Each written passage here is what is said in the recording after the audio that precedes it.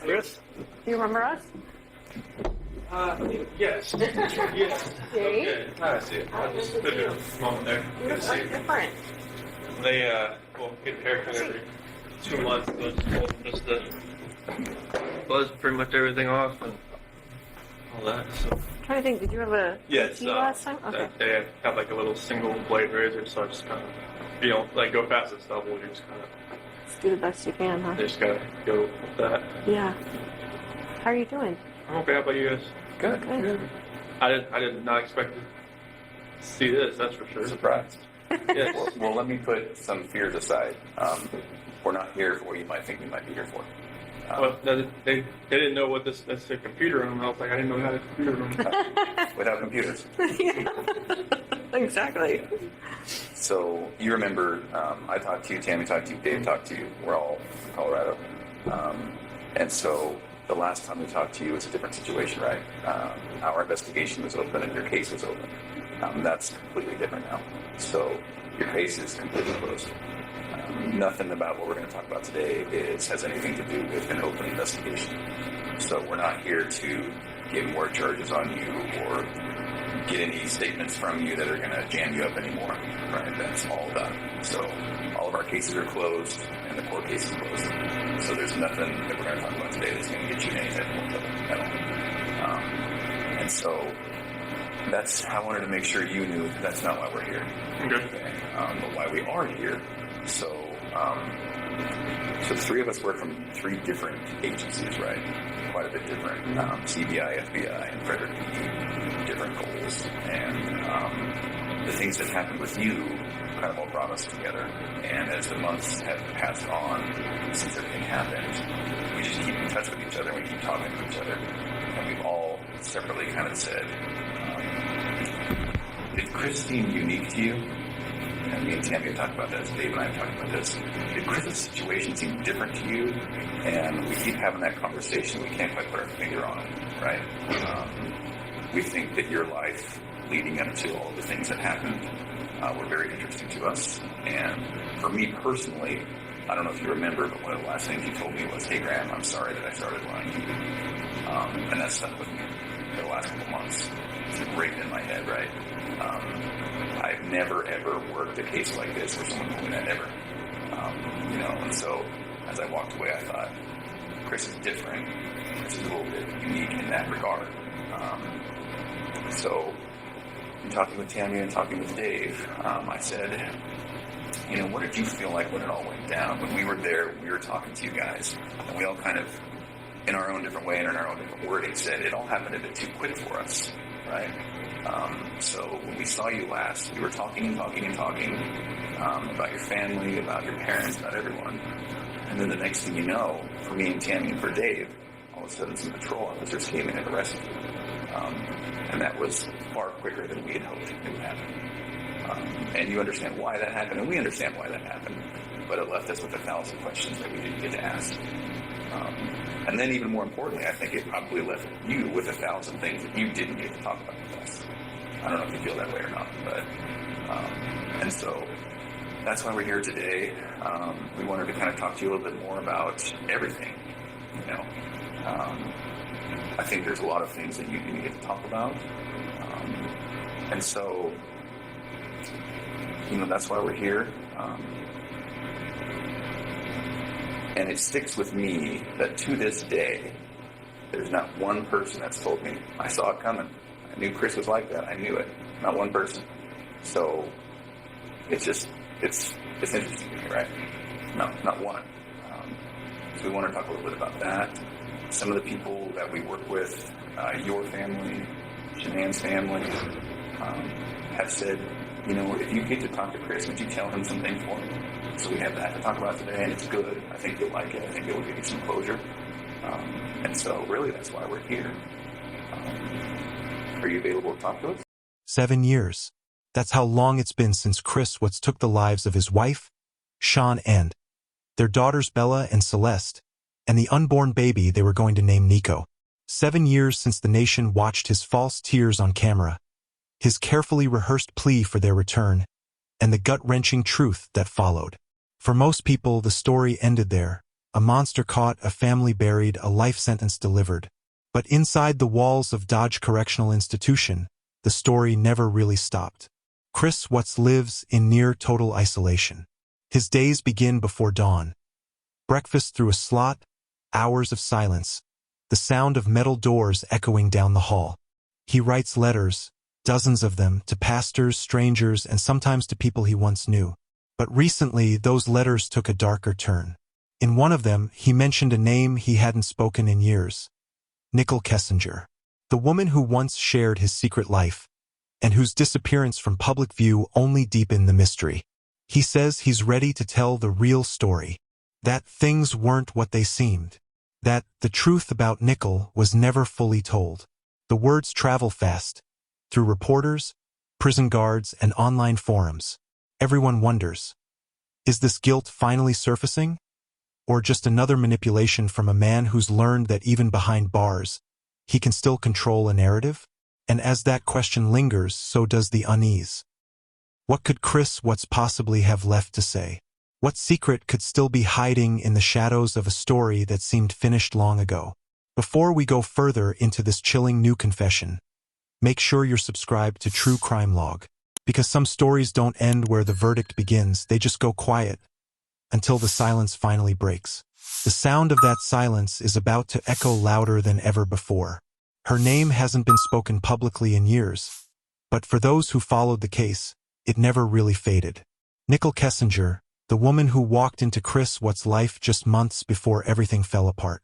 To some, she was simply a coworker. To others, she was the spark that ignited the storm. When the murders were exposed, Nichol vanished. No interviews, no statements, no social media. She changed her name, cut ties, and slipped into a silence that rivaled the man now locked away for life. But 7 years later, Chris is talking again. And so is the ghost of Nichol Kessinger. In his new letters, Chris calls her the missing piece. He writes that she knew more than anyone realized, that their affair wasn't just passion, it was a plan that went too far. He claims she encouraged his fantasies of escape, that she wanted to start over, that she made him believe it was possible. Whether any of that is true or just another manipulation is impossible to know. But what's clear is this: he's rewriting history, one word at a time. He says he dreams of her, that she visits him in the quiet hours before dawn, her voice soft, her image blurred. Some believe he's haunted by guilt. Others say he's obsessed with control, using her name to feel powerful again, even from a cell. Every mention of Nichol stirs the internet back into chaos. Is she innocent, complicit, or just another casualty of his darkness? If you're still watching, you're the kind of person who looks past headlines and into the shadows where the truth hides. Hit like so YouTube knows to keep bringing you stories like this, the ones that remind us how far obsession can go. The letters keep coming. The story grows stranger. And soon, what Chris reveals next will make even seasoned investigators question what they thought they knew. The letters began as small confessions, a few lines scrawled on lined paper, the handwriting neat and deliberate. But as the weeks passed, they grew longer, darker, and harder to ignore. Each envelope came stamped from the same place, Dodge Correctional Institution, Wisconsin. Each one signed the same way, CW. Inside, Chris Watts started to paint a new picture of the past, one that twisted facts into something more convenient. He wrote that the murders weren't planned, that he was influenced, even guided. He claimed that Nichol Kessinger had a hold on him, that she fed his fantasies of freedom and a new life. He described their affair not as a mistake, but as an awakening. And slowly, his letters stopped sounding like guilt and started sounding like justification. In one, he wrote, "She said I'd finally be free." In another, "She knew everything, more than anyone thinks." The words are chilling, calculated, as if he's trying to shift the light away from himself, even now. Definitely. Okay. All right. So off the bat, if you have any questions, just tell us. Okay. If there's something that you don't want to talk about, that's okay. We might press you a little bit. Okay, we might say, well, do you mind if we just maybe then ask one question? Something makes you uncomfortable, just tell us. If we need to take any bathroom breaks, we can take bathroom breaks. For anything like that. And we'll take bathroom breaks and water breaks ourselves too. So then, is there anything about your schedule today that makes it that you can't talk to us? No, there was like a pass for this and the AM and the PM. Okay. They reserve the room the whole day. Oh, just okay. in case. That's just what they do. Okay. I didn't know if that was like 2 separate things or something. I think you have to go back for lunch to get counted for or something. Oh. Accounted for. Yeah, I think 11:30. Lunch is like 11, but the count was like 1:15. So. Okay. So in general, how is it here? It's a lot different in Colorado. Is it? It's Good or bad? It's better, I think, because it's here. I'm actually around other people. In Colorado, it was just like I was segregated, and it was like pounding on the walls all night, screaming, and just telling me From other people? Oh, Really? they're just telling me like how I should kill myself and like what they're gonna do to me and just like all that kind of stuff. Oh. It was today. This is a lot different. Psychologists who study criminal behavior call it a familiar pattern. Control through narrative. When a killer loses power over life, they try to regain it through story. And that's exactly what Chris Watts seems to be doing. Rewriting his own crime one page at a time, reshaping his role and dragging Nichol's name back into the darkness with him. But there's something else buried in his words.